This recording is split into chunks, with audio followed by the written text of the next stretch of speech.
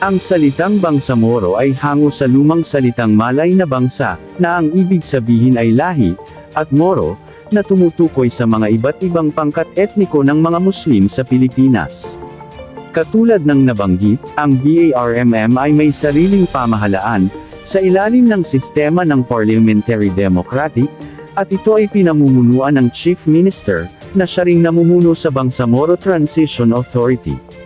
Sa panahon na mabuo ang Bangsamoro Parliament, ngayong taong 2022, ang Chief Minister ay pagbobotohan ng mga kasapi ng Bangsamoro Parliament.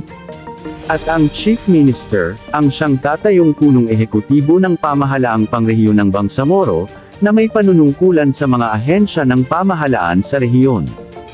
Hanggang sa kasalukuyan, ang mga rehiyon ng Pilipinas, maliban sa BARMM, ay nasa ilalim ng nag-iisang pamahalaan ng Pilipinas.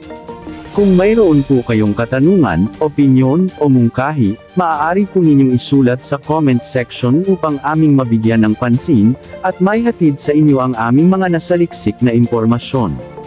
Maraming salamat po, at hanggang sa muli.